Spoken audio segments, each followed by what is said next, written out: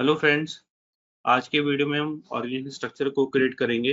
Basic settings क्या होती हैं वो देखेंगे, वो समझेंगे।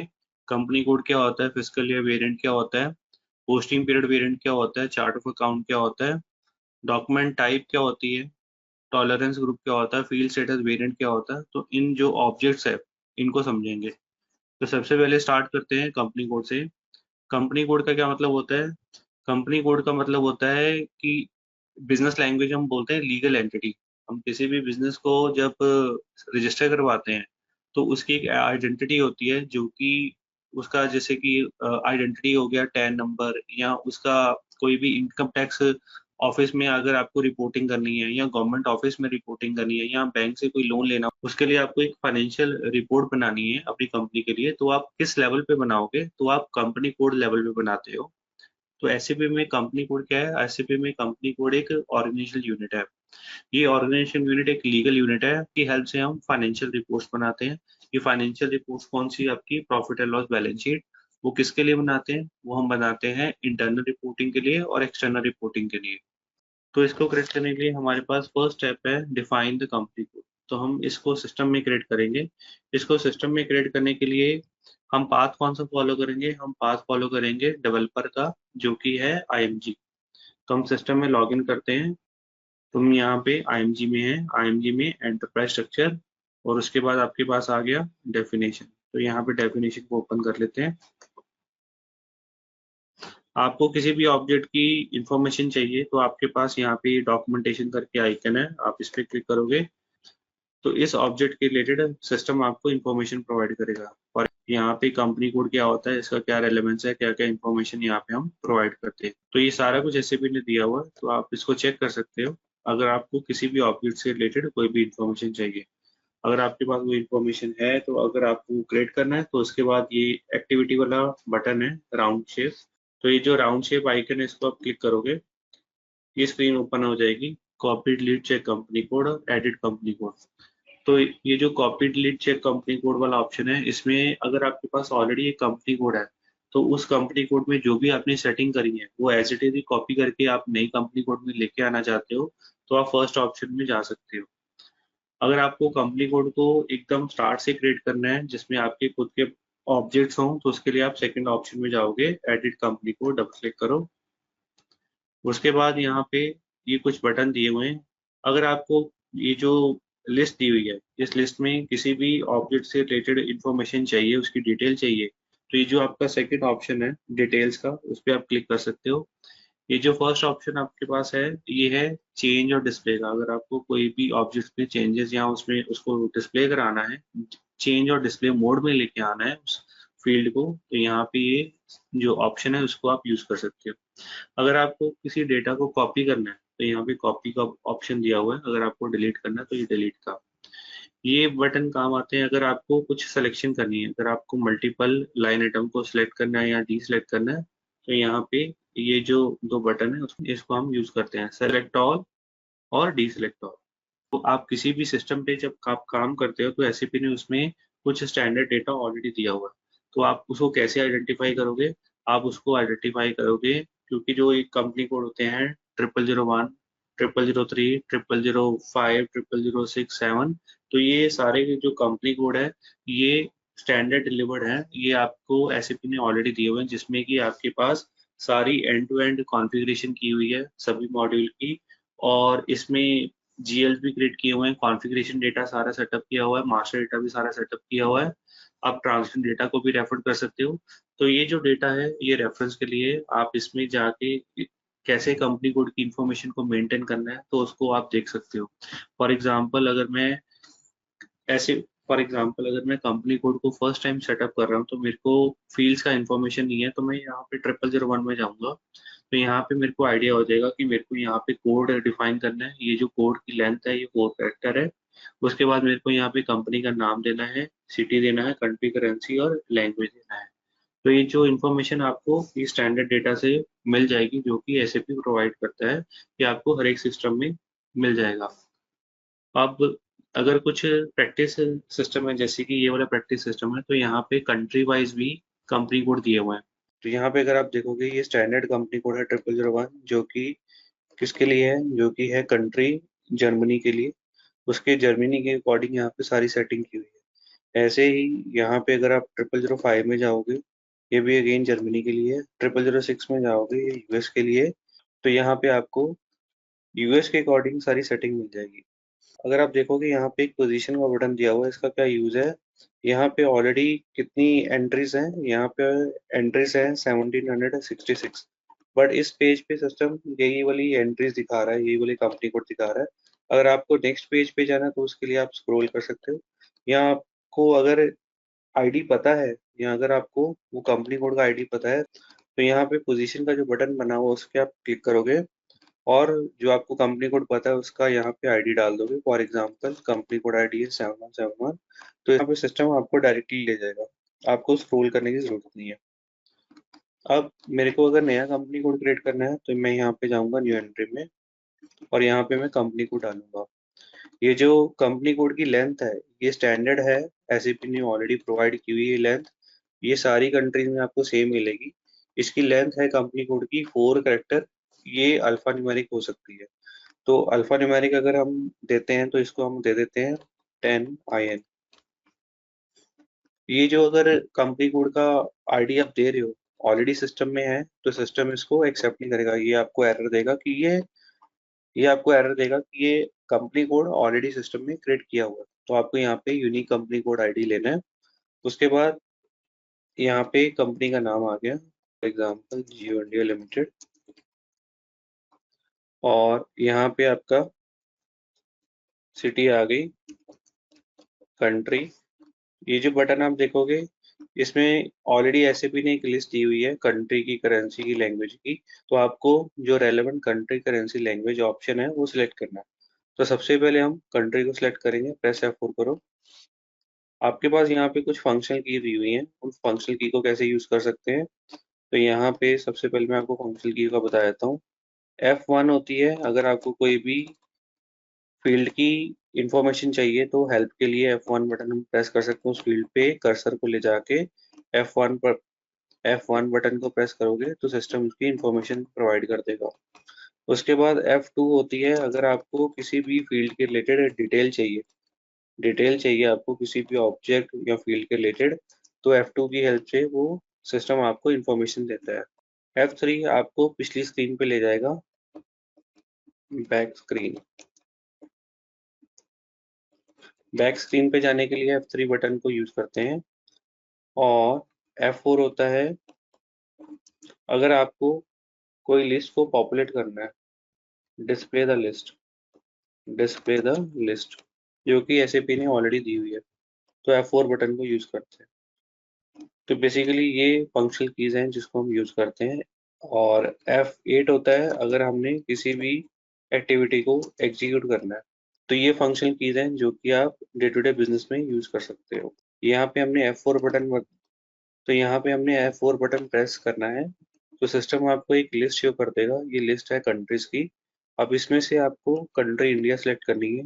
ये फाइंड का ऑप्शन है, फाइंड पे क्लिक करेंगे, इंडिया डालेंगे, और यहाँ पे कंट्री कोड आ गया IN। तो यहाँ पे IN डाल देंगे। ऐसे ही हम करेंसी डालेंगे। ये जो मैग्नीफायर लेंस है, इसको आप क्लिक करोगे, यहाँ पे लिस्ट आ जाएगी करेंसी की। यहाँ पे अगेन आप ये फाइंड ऑप्शन को क्लिक करोगे, करेंसी आ जाएगी INR, और इसको इंडियन रुपी को सिलेक्ट कर लोगे। उसके बाद लैंग्वेज ऑप्शन में जाओगे, F4 बटन दबाओ। ये आपके पास लैंग्वेज की लिस्ट आ गई। अब आपको किस लैंग्वेज में इस डेटा को मेंटेन करना है, तो यहाँ पे EN लैंग्वेज यानी कि इंग्लिश को हम सिलेक्ट कर लेते हैं। अब उसके बाद ये जो आप व्हाइट कलर का बटन देख रहे हो एड्रेस का, इसको आपने क्लिक करना है। और यहाँ पे आपने आपके पास काफी सारे फील्ड हैं, बट इनमें से जो मैंडेटरी फील्ड है वो ये जो टिक मार्क है, इसकी हेल्प से सिस्टम उसको डिस्प्ले करता है, ये मैंडेटरी फील्ड है। विदाउट इसके सिस्टम आपको ये जो आपने कंपनी कोड सेटअप किया है इसको क्रिएट नहीं करने देगा, क्योंकि ये मैंडेटरी फील्ड है, ये ब्लैंक नहीं होना चाहिए। तो यहाँ पे कंट्री कोड डाल देंगे हम IN। उसके बाद अगर आपने यहाँ पे मोबाइल, फैक्स, ईमेल आईडी डालना है वो डाल सकते हो। और उसके बाद आप करोगे यहाँ पे ग्रीन बटन को टिक, और इसके बाद आप सेव कर दोगे, सेव करोगे और यहाँ पे क्लिक ऑन सेव। अब यहाँ पे ये आपके पास सिस्टम एक रिक्वेस्ट दे देगा। अगर आप फर्स्ट टाइम प्रैक्टिस कर रहे हो, यहाँ आपके पास ये रिक्वेस्ट नंबर ब्लैंक आ रहा है, तो उस केस में आप क्या करोगे, उस केस में आप न्यू रिक्वेस्ट को क्रिएट करोगे। क्रिएट रिक्वेस्ट, ये रिक्वेस्ट किसके काम आती है, ये एक ट्रांसपोर्ट रिक्वेस्ट है। जो भी आपने डेवलपमेंट में डेटा कॉन्फ़िगरेशन की है, उस कॉन्फ़िगरेशन को आप नेक्स्ट क्लाइंट पे लेके जाना चाहते हो। मैंने एक एसएपी का इंट्रोडक्शन वीडियो बनाया है, जिसमें कि मैंने एसएपी R3 के बारे में बताया है, लैंडस्केप। उसमें क्लाइंट होते हैं, डेवलपमेंट, क्वालिटी, और फिर उसके बाद आ जाता है प्रोडक्शन। तो वो जो डेटा हमने उस टाइम पे डिस्कस किया था कि हम उसको ट्रांसपोर्ट करते हैं, हम उसको मूव करते हैं एक क्लाइंट से दूसरे क्लाइंट पे। किसकी हेल्प से हम करते हैं, वो हम करते हैं ये ट्रांसपोर्ट रिक्वेस्ट की हेल्प से। तो यहाँ पे हम ट्रांसपोर्ट रिक्वेस्ट को क्रिएट करेंगे। Click on create transport request पे, ये जो क्रिएट का बटन है, इस पे टिक करेंगे और यहाँ पे डिस्क्रिप्शन दे देंगे। तो यहाँ पे डिस्क्रिप्शन दे देंगे, सबसे पहले मॉड्यूल नेम आ जाएगा। उसके बाद ये जो कॉन्फ़िगरेशन हम कर रहे हैं, रियल टाइम में क्या होता है, जब भी आप कोई भी डेवलपमेंट करते हो तो उसके लिए आपको एक टास्क आईडी या एक एक वर्क ऑर्डर या एक चेंज रिक्वेस्ट या सर्विस रिक्वेस्ट नंबर मिलता है। तो सर्विस रिक्वेस्ट नंबर आप यहाँ पे मेंशन कर दोगे। उसके बाद कोई प्रोजेक्ट का आईडी है तो वो प्रोजेक्ट आईडी यहाँ पे डाल दोगे, और आप क्या डेवलपमेंट कर रहे हो तो वो डेवलपमेंट को यहाँ पे मेंशन करोगे। तो यहाँ पे फॉर एग्जांपल हम एंटरप्राइज स्ट्रक्चर को डिफाइन कर रहे हैं, तो यहाँ पे इस ये जो ट्रांसपोर्ट रिक्वेस्ट है, इसमें मैं अपने एंटरप्राइज स्ट्रक्चर को सेव करूंगा, इंफॉर्मेशन को सेव करूंगा। तो यहाँ पे हम डाल देंगे एंटरप्राइज स्ट्रक्चर फॉर IN10।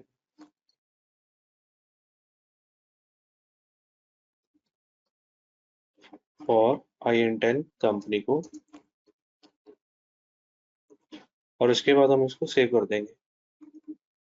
तो सिस्टम अपने आप ही एक नया ट्रांसपोर्ट रिक्वेस्ट नंबर आपको दे देगा। तो इसको आप अभी कंटिन्यू कर दो। Click on continue button.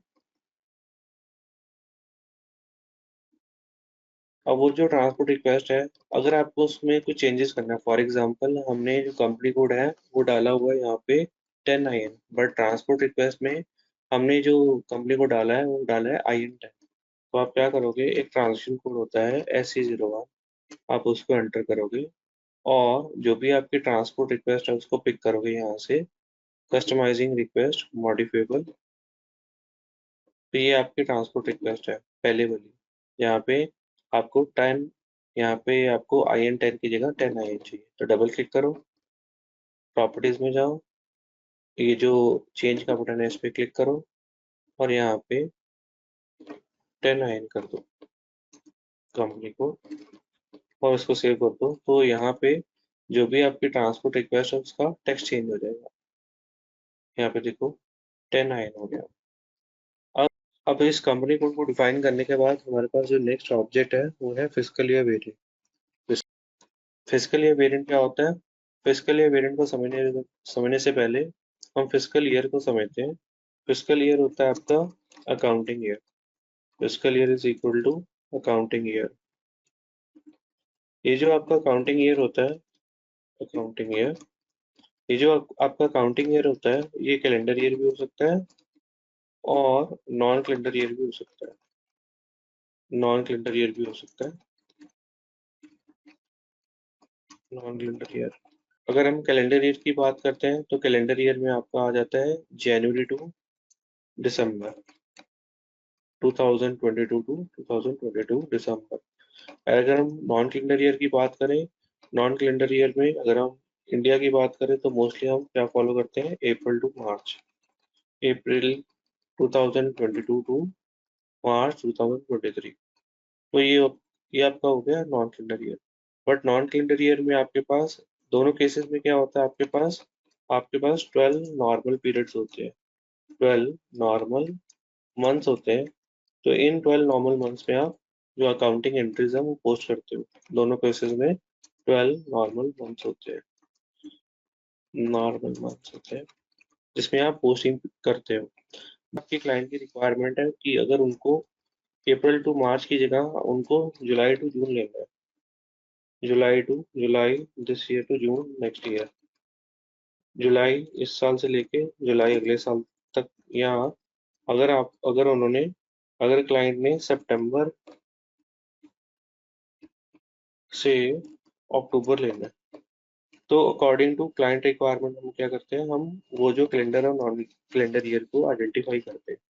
अब जब हमने आइडेंटिफाई कर लिया कि हम अप्रैल टू मार्च फॉलो करेंगे और इसमें हम 12 मंथ्स को यूज करेंगे, तो यहाँ पे हम क्या करते हैं, यहाँ पे एसएपी आपको एक यहाँ पे एसएपी आपको ऑप्शन देता है कि ये जो आपके 12 पीरियड्स है, इन 12 पीरियड्स के अलावा आप जो एडिशनल 4 पीरियड्स ले सकते हो।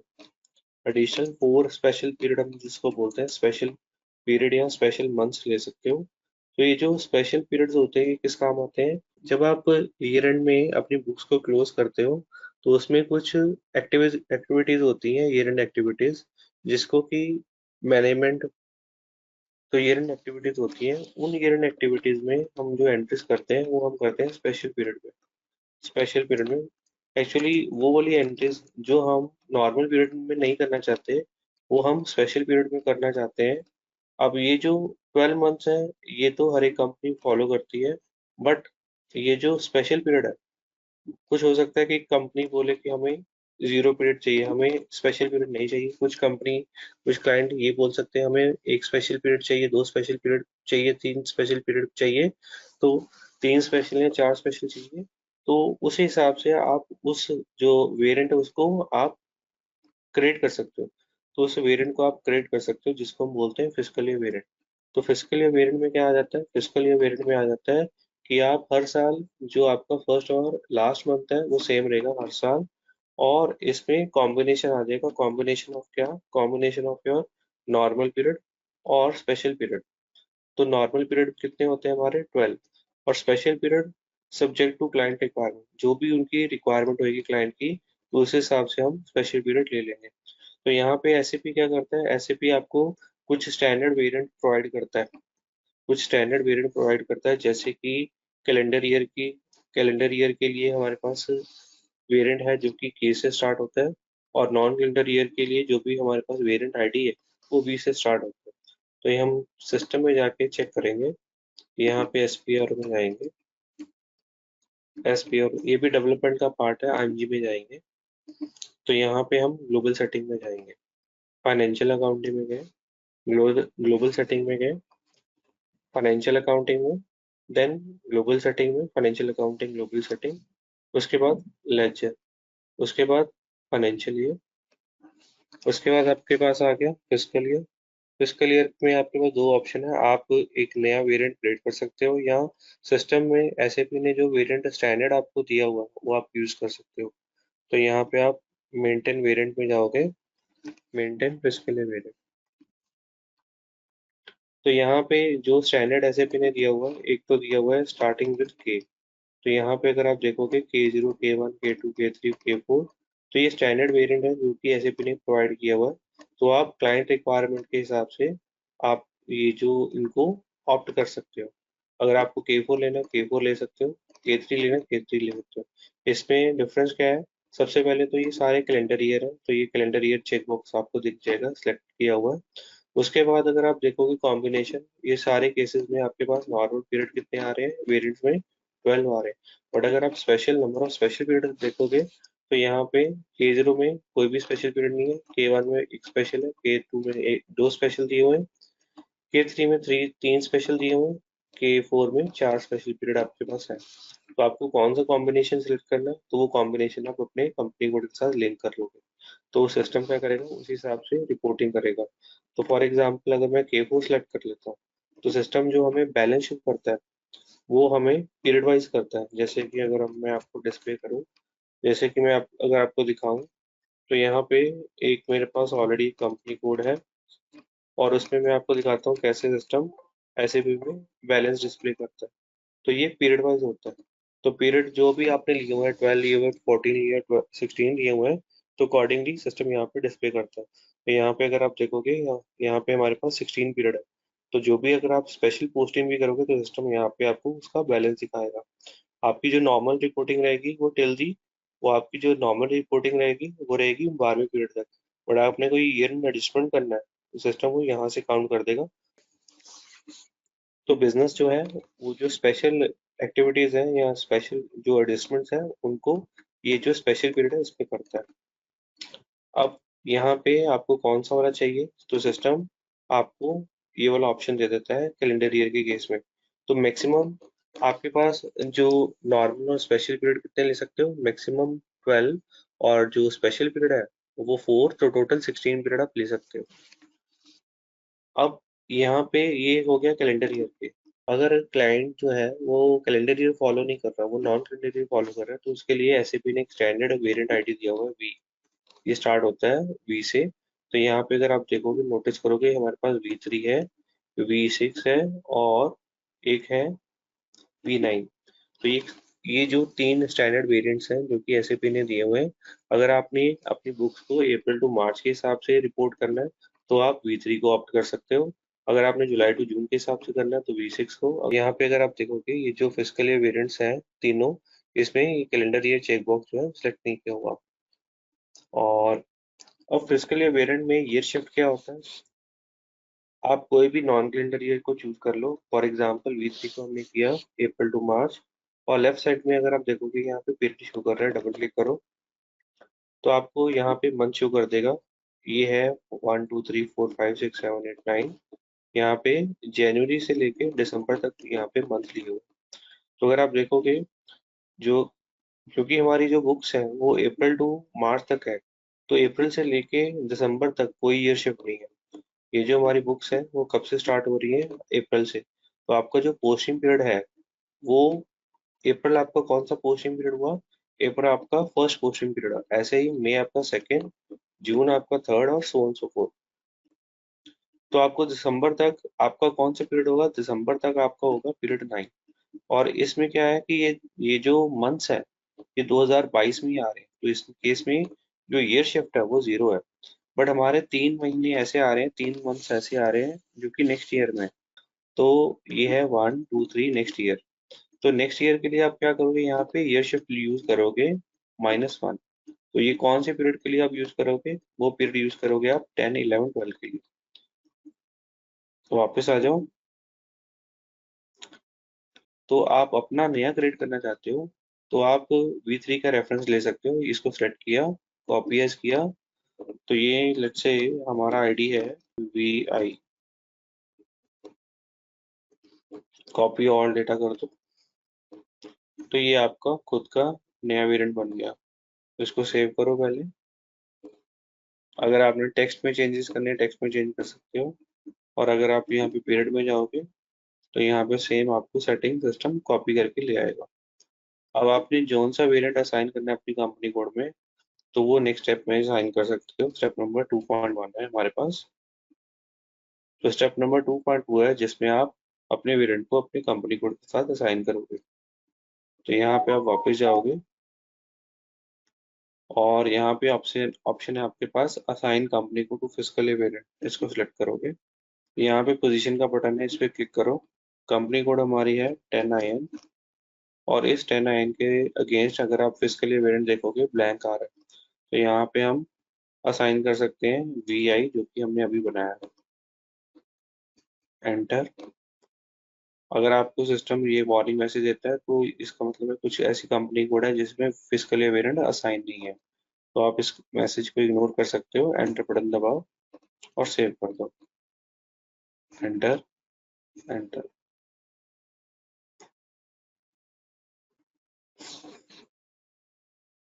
वापस आओ। अब फिजिकल वेरिएंट के बाद हमारे पास जो नेक्स्ट ऑब्जेक्ट आ जाता है वो है chart of account. Chart of account क्या होता है, बेसिकली चार्ट ऑफ अकाउंट होता है लिस्ट ऑफ GL। इसमें हमने अपने जितने भी GL हैं वो बनाते हैं। तो कैसे बनाते हैं, यहाँ पे हमारे पास चार तरह के अकाउंट्स आ जाते हैं। दो होते हैं बैलेंस शीट, जिनकी टाइप होती है बैलेंस शीट, और दो की टाइप होती है प्रॉफिट एंड लॉस। तो यहाँ पे फॉर एग्जांपल लायबिलिटी और एसेट्स है जिसको हम बैलेंस शीट अकाउंट मेंटेन करते हैं, जिसकी की टाइप रहती है बैलेंस शीट। और फिर उसके बाद हमारे पास आ जाते हैं इनकम और एक्सपेंस के अकाउंट, जिसकी टाइप रहती है प्रॉफिट एंड लॉस। तो यहाँ पे हम क्या करेंगे, यहाँ पे जब हम चार्ट ऑफ अकाउंट को डिफाइन करते हैं, तो जब चार्ट ऑफ अकाउंट को डिफाइन करते हैं तो हमें यहाँ पे लेंथ देनी पड़ती है, length of GL, length of GL देनी पड़ती है। तो वो जो लेंथ है एसएपी ने जो प्रोवाइड की हुई है, लेंथ ऑफ GL, तो वो जो लेंथ ऑफ जीएल एसएपी ने जो प्रोवाइड की हुई है वो कितने डिजिट तक की हुई है, वो 10 डिजिट तक की हुई है। तो यहाँ पे एग्जांपल के लिए, तो नॉर्मली हम कितने डिजिट की लेंथ लेते हैं, नॉर्मली 6 to 7 डिजिट की हम लेंथ को, जीएल की लेंथ को फॉलो करते हैं। तो इसमें भी हम 6 डिजिट की लेंथ को फॉलो करेंगे। तो ये जो आपके पास अकाउंट है लाइबिलिटी एसेट के, यहाँ पे हम इनको नंबर दे देंगे। तो यहाँ पे हमारे पास आ गया लाइबिलिटी अकाउंट, एसेट अकाउंट, आपके पास आ गया उसके बाद इनकम और एक्सपेंस अकाउंट। तो यहाँ पे अगर आपने डिसाइड किया है कि, या क्लाइंट ने डिसाइड किया है 6 डिजिट की लेंथ होगी जीएल के लिए, तो यहाँ पे आप एक एक डिजिट सभी को साइन कर दोगे। ये हो गया 1। एसेट्स के लिए हम 2 को फॉलो करेंगे। 3 हो गया आपका एक्सपेंस, 3 हो गया आपका इनकम, और एक्सपेंस के लिए 4।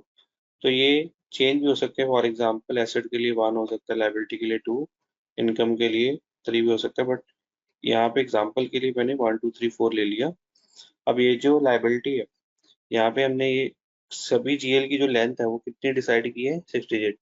तो यहाँ पे हम अकाउंट रेंज दे देंगे इस हिसाब से कि यहाँ पे हमने जो जीएल की लेंथ है वो कितनी डिसाइड की है, वो 6 डिजिट डिसाइड की है। तो हम यहाँ पे सिंगल डिजिट दे दिया। बाकी के जो 5 डिजिट है वो आप जीरो डालोगे यहाँ पे। और उसके बाद ये कहाँ तक जाएंगे, ये जाएंगे 1999 तक। तो इसका मतलब ये है कि लाइबिलिटी के कितने अकाउंट्स क्रिएट कर सकते हो, लाइबिलिटी के आप 1000 से लेके 199 तक के अकाउंट क्रिएट कर सकते हो। ऐसे ही एसेट के आप कितने अकाउंट क्रिएट कर सकते हो, एसेट के आप 200 से लेके 2999 तक के अकाउंट क्रिएट कर सकते हो। इनकम के लिए 300 से लेके 399 तक के अकाउंट क्रिएट कर सकते हो। एक्सपेंस के लिए 400 से लेके 499 तक के अकाउंट को क्रिएट कर सकते हो। अब यहाँ पे हमने अकाउंट ग्रुप दे दिया, उसके सामने हमने ये नंबर रेंज डाल दिया। बट इस अकाउंट ग्रुप को क्रिएट करने से पहले हम क्या करेंगे, सबसे पहले हम चार्ट ऑफ अकाउंट को डिफाइन करेंगे। इस चार्ट ऑफ अकाउंट को डिफाइन करने के लिए हमारे पास स्टेप है 2.1। हमारे पास स्टेप है 2.1 और हम पाथ को फॉलो कर लेते हैं। अगर आपने ट्रांजैक्शन कोड को यूज करना है तो यहाँ पे ट्रांजैक्शन कोड है OB13। तो सिस्टम में मेरे को अगर चेक करना हो OB13, तो मैं कहाँ पे जाके चेक करूंगा, यहाँ पे हमारे पास आ गया financial accounting, general ledger accounting. सबसे पहले हम चार्ट ऑफ अकाउंट के पाथ पे गए, master data, GL account, preparation, ये आपका आ गया एडिट चार्ट ऑफ अकाउंट। अब आप क्या करो, मेन्यू में एडिशनल डेटा में जाओ, और यहाँ पे मेन्यू में एडिशन इंफॉर्मेशन में जाओ, एडिशन इंफॉर्मेशन फर्दर डिस्प्ले की और आईएमजी एक्टिविटी में जाओ। यहाँ पे कॉलम एक इंसर्ट हो जाएगा एडिशन इंफॉर्मेशन का, और इस एडिशन इंफॉर्मेशन में जो लास्ट के 4 डिजिट है सिस्टम आपको दिखाई दे, सिस्टम आपको डिस्प्ले करेगा इस चार्ट ऑफ अकाउंट के against, edit chart of account option के अगेंस्ट। ये है OB13। तो ये आपका ट्रांजेक्शन कोड है। तो आपने ट्रांजेक्शन कोड करना है फॉलो, वो कर सकते हो। अगर आप पाथ के थ्रू जाना चाहते हो तो पाथ के थ्रू भी जा सकते हो। तो यहाँ पे फर्स्ट मैं ऑप्शन को सिलेक्ट करूंगा, एडिट चार्ट ऑफ अकाउंट। अगर आपको ये वाला एरर आ रहा है, और अगर आप जैसे, अगर आपको ये वाला मैसेज आता है, आप किसी प्रैक्टिस सिस्टम में काम कर रहे हो, वहां पे नॉर्मल ये वाला जो मैसेज है वो आ जाता है। अगर आप इसको यस करते हो तो सिस्टम क्या होगा, सिस्टम आपको कोई भी चेंज, एडिशन, असाइनमेंट वगैरह नहीं करने देगा। बट अगर आपको चेंज करना है और इस एरर को हटाना है, इस मैसेज को हटाना है, तो आप क्या करो, जो भी यूजर आईडी यहाँ पे डिस्प्ले हो रहा है, तो उस यूजर आईडी को कॉपी करो, यहाँ पे अभी के लिए नो ऑप्शन पे टिक करो, एक नया स्क्रीन ओपन कर लो, नया सेशन ओपन कर लो, और एक ट्रांजेक्शन कोड है SM12, उसको रन करो। और यहाँ पे जो यूजर आईडी जो सिस्टम मैसेज में दिखा रहा था, वो यूजर आईडी यहाँ पे डालो, एंटर बटन प्रेस करो। यहाँ पे अगर लाइन आइटम आपको दी हुई है, तो लाइन आइटम को सिलेक्ट करके, ये है सिलेक्ट का ऑप्शन, और डिलीट कर दो। हमारे केस में लाइन आइटम दी हुई, तो हो सकता है वो जो यूजर है वो सेम स्क्रीन को यूज कर रहा था, जिसके कारण वो स्क्रीन लॉक हो गई थी। तो ये जो इश्यू है, ये आपको रियल टाइम में नहीं आएगा, ये सिर्फ प्रैक्टिस सिस्टम पे इश्यू आएगा। तो यूजर जो है वो अब स्क्रीन से निकल चुका है। अगर हम दोबारा ट्राई करेंगे तो वो मैसेज नहीं आएगा। तो अगर आपको आता है तो इट मीन्स कि यहाँ पे आपको सिस्टम लाइन आइटम शो करेगा और उन लाइन आइटम को आपको सिलेक्ट करके रिमूव करना है, चाहे वो एक हो या 10 हो, सारे को सिलेक्ट करके ये सिलेक्ट ऑल है और उसको डिलीट करना है। उसके बाद आपके पास यहाँ पे ऑप्शन आ गया। अब आपको यहाँ पे चार्ट ऑफ अकाउंट को डिफाइन करना है। तो चार्ट ऑफ अकाउंट को डिफाइन करने के लिए न्यू एंट्री बटन पे गए, आईडी डाला। ये जो चार्ट ऑफ अकाउंट आईडी आप यूज करते हो उसकी लेंथ अगेन जो एसएपी ने दी हुई है वो स्टैंडर्ड है, 4 कैरेक्टर की है। ये अल्फा न्यूमेरिक भी हो सकती है। तो यहाँ पे मैंने आईडी डाल दिया 10IN। जो मेरा चार्ट ऑफ अकाउंट आईडी है और मेरा जो कंपनी कोड आईडी है, मैंने की दोनों की सेम आईडी रख ली है। दोनों ऑब्जेक्ट्स की मैंने सेम आईडी रखी है। उसके बाद यहाँ पे डिस्क्रिप्शन आ गया। डिस्क्रिप्शन ये क्या है, चार्ट ऑफ अकाउंट है, किस कंपनी के लिए है, ये है 10IN कंपनी कोड के लिए। उसके बाद यहाँ पे लैंग्वेज मेंटेन करेंगे इंग्लिश EN।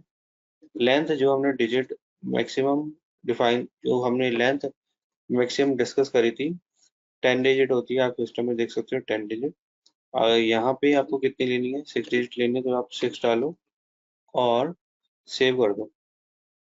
Save, enter. वापस चले जाओ, डेटा आप सेव हो गया है, वापस जाओ। और इसके बाद जो आपके पास नेक्स्ट स्टेप है, ये आपको जो चार्ट ऑफ अकाउंट आपने बनाया है इसको आपको अपनी कंपनी कोड के साथ लिंक करना है। तो यहाँ पे जाओ असाइन कंपनी कोड में, ये आपको मैसेज दोबारा आ रहा है। अब इस बार चेक कर लेते हैं। तो ये देखो आपको सिंगल लाइन आइटम आ गई, इसको सिलेक्ट करो और डिलीट कर दो। अब नेक्स्ट टाइम अगर आप जाके चेक करोगे तो वो आपको सिस्टम ये वाली स्क्रीन जो है वो मैसेज विदाउट मैसेज के दिखाएगा। अब यहाँ पे मेरे को क्या करना है, यहाँ पे क्लिक ऑन पोजीशन करो, कंपनी कोड डालो। कंपनी कोड हमारा है 10IN। और यहाँ पे दो चार्ट ऑफ अकाउंट आ रहे हैं। दो चार्ट ऑफ अकाउंट क्यों आ रहे हैं, एक्चुअली जब हम चार्ट ऑफ अकाउंट की बात करते हैं तो हमारे पास 3 तरह के चार्ट ऑफ अकाउंट होते हैं। एक हो गया आपका operating chart of account, types of chart of account, types of chart of account. तो यहाँ पे पहला जो चार्ट ऑफ अकाउंट आपके पास आता है वो है ऑपरेटिंग चार्ट ऑफ अकाउंट। ये सभी कंपनी कोड के लिए, लीगल एंटिटीज के लिए मैंडेटरी है। इसके बिना आप कोई भी फाइनेंशियल रिपोर्टिंग नहीं कर सकते, प्रॉफिट एंड लॉस या बैलेंस शीट जो रिपोर्ट्स हैं उसको नहीं बना सकते। जो ये ऑपरेटिंग अकाउंट, ये जो ऑपरेटिंग चार्ट ऑफ अकाउंट है ये मैंडेटरी है सारी कंपनी कोड के लिए, फॉर ऑल कंपनी कोड। उसके बाद सेकेंड टाइप का जो चार्ट ऑफ अकाउंट आ जाता है उसको हम बोलते हैं country specific chart of account. Country specific chart of account नाम से ही क्लियर है कि ये किसी पर्टिकुलर कंट्री की जो लीगल रिक्वायरमेंट है उसको फुलफिल करने के लिए हम यूज करते हैं।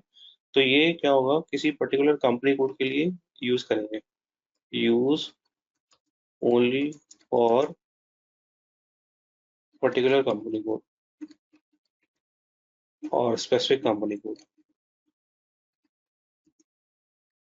किसके लिए हम यूज करेंगे, वहां पे जो लीगल रिपोर्टिंग होती है उसके लिए हम यूज करेंगे। हमारी एक तो होगी हेड ऑफिस रिपोर्टिंग और एक होगी हमारी हेड ऑफिस रिपोर्टिंग, एक हमारी होगी कंट्री स्पेसिफिक रिपोर्टिंग। तो कंट्री स्पेसिफिक रिपोर्टिंग में क्या आ जाता है, जब हम कंट्री स्पेसिफिक रिपोर्टिंग करते हैं तो हमें एक अलग से अलग से चार्ट ऑफ अकाउंट बनाते हैं। उस चार्ट ऑफ अकाउंट की एक अलग हम लेंथ डिफाइन कर सकते हैं, जिसकी लेंथ भी डिफरेंट हो सकती है। डिफरेंट अगर लेंथ है तो, अगर डिफरेंट लेंथ ऑफ GL है तो ये बनाने की जरूरत क्यों पड़ती है, अगर डिफरेंट लेंथ ऑफ GL है या जो लैंग्वेज है, फॉर एग्जांपल हमने जो ऑपरेटिंग चार्ट ऑफ अकाउंट है उसमें लैंग्वेज इंग्लिश ली हुई है, बट यहाँ पे जो लैंग्वेज है वो डिफरेंट है। तो इन रीजन से हम क्या कर सकते हैं, हम कंट्री स्पेसिफिक जो चार्ट ऑफ अकाउंट है उसको डिफाइन करते हैं। Different language, different language. तो ये यहाँ से from your operating chart of account, operating chart of account, और यहाँ पे भी ऑपरेटिंग चार्ट ऑफ अकाउंट। और थर्ड टाइप का जो आपका चार्ट ऑफ अकाउंट आता है उसको हम बोलते हैं, थर्ड टाइप का जो आपका चार्ट ऑफ अकाउंट आता है उसको हम बोलते हैं group chart of account. Group chart of account, तो उसको हम बोलते हैं ग्रुप चार्ट ऑफ अकाउंट। ये जो ग्रुप चार्ट ऑफ अकाउंट होता है, ये क्या और किसके लिए यूज होता है? ये ग्रुप लेवल रिपोर्टिंग के लिए यूज होता है। अगर आपको कंसोलिडेशन करना है ग्रुप लेवल, अगर आपको एक कंसोलिडेटेड बैलेंस शीट या प्रॉफिट एंड लॉस बनाना है, तो वो ग्रुप लेवल पे आपको वो जो फाइनेंशियल रिपोर्टिंग है उसको आप कर सकते हो। तो ये रिपोर्टिंग के लिए रहता है। तो यहाँ पे हम ऑपरेटिंग चार्ट ऑफ अकाउंट को बना रहे हैं और उसको हम 10 IN कंपनी कोड के साथ असाइन करेंगे। क्लिक ऑन पोजीशन करो, कंपनी कोड 10 IN, और यहाँ पे 10 IN जो आपका चार्ट ऑफ अकाउंट है उसको असाइन कर दो।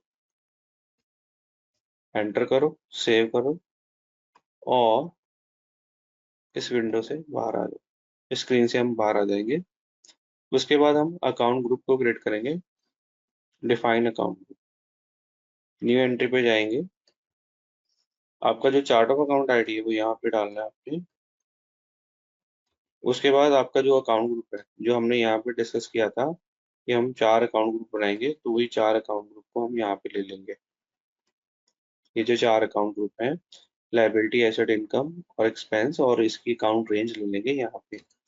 तो सबसे पहले इसका जो शॉर्ट नेम लॉन्ग नेम आ जाता है, शॉर्ट नेम जो अकाउंट ग्रुप का होता है उसको हम मेंटेन करते हैं 4 कैरेक्टर तक, और लॉन्ग नेम आ जाएगा आपका, ये आपका आ गया सबसे पहले liability short name, long name liability account group, और अकाउंट रेंज आ जाएगी आपकी 100 से लेके 1999।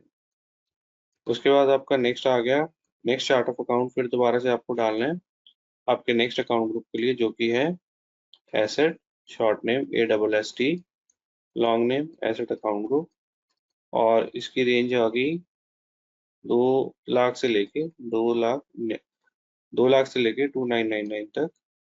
फिर चार्ट ऑफ अकाउंट आईडी डालना है, अकाउंट ग्रुप डालना है, income, income account group, income account group, और यहाँ पे 35 टाइम 0 से लेके 35 टाइम 9। लास्ट आपका आ गया एक्सपेंस का चार्ट ऑफ अकाउंट, आपको यहाँ पे दोबारा से डालना है एक्सपेंस के लिए एक्सपेंस अकाउंट ग्रुप, और ये आपका आ गया 4 5 टाइम 0 से लेके 4 5 टाइम 9 तक। तो ये आपने अकाउंट ग्रुप बना लिए। अब नेक्स्ट क्या करना है, यहाँ से बाहर आ जाओ। जो नेक्स्ट स्टेप है, यहाँ पे आके हमने जो रिटेन अर्निंग अकाउंट है उसको डिफाइन करना है। हमारे पास दो तरह के अकाउंट है, एक है प्रॉफिट एंड लॉस और एक है बैलेंस शीट। तो ईयर एंड में क्या करते हैं, ईयर एंड में जितने भी आपके प्रॉफिट एंड लॉस अकाउंट है उनके जो भी बैलेंसेस है वो हम रिटेन अर्निंग अकाउंट में ट्रांसफर करते हैं। तो उसके लिए एसएपी ने बोला हुआ है कि ये जो रिटेन अर्निंग अकाउंट है, बिफोर यू क्रिएट, आप कोई भी अकाउंट क्रिएट करो उससे पहले इसको क्रिएट करना मैंडेटरी है। इसके बिना आप कोई भी अकाउंट को क्रिएट, जीएल को क्रिएट नहीं कर सकते, कोई भी अकाउंटिंग एंट्रीज पोस्ट नहीं कर सकते। तो यहाँ पे हम रिटेन अर्निंग अकाउंट को क्रिएट करेंगे। डिफाइन रिटेन अर्निंग अकाउंट, आपको यहाँ पे system chart of account ID आपका मांगेगा।